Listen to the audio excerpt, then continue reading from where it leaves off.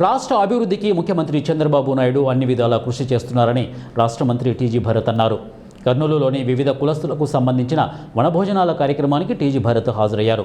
ఉపేర కులస్తుల వనభోజన కార్యక్రమంలో మంత్రి మాట్లాడుతూ గత ప్రభుత్వంలో కార్పొరేషన్లకు నిధులు కేటాయించకుండా కేవలం పదవులు ఇచ్చి అలంకారప్రాయంగా చేశారని, కూటమి ప్రభుత్వం కార్పొరేషన్లకు నిధులు కేటాయించి అన్ని కులస్తుల అభివృద్ధికి కృషి చేస్తున్నారు.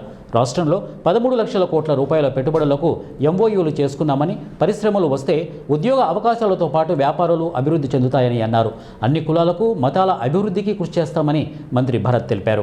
ఇష్యూస్ వల్ల ఖజానా అంతా ఖాళీ చేశారు కాబట్టి స్టెప్ బై స్టెప్ ఒక్కొక్కటి ఏది ఇంపార్టెంట్ ఏది అనేది పెట్టుకొని ఒక్కొక్కటి తీరుస్తా పోతున్నాము.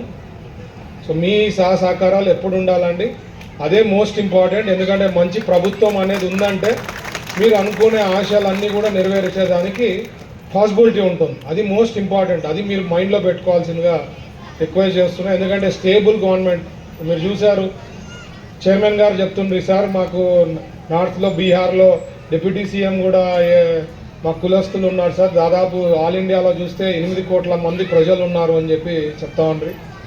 సో దాని తగ్గట్టుగా కూడా అక్కడ రికగ్నిషన్ ఉంది. అండ్ స్టేబుల్ గవర్నమెంట్ ఉండేదానికి ఎన్నో డెవలప్మెంట్స్ అవుతూ ఉన్నాయి. అక్కడ ఉండే కార్పొరేషన్స్ కూడా నాకు తెలిసి ఖచ్చితంగా చేస్తుంటారని చెప్పి నేను అనుకుంటా.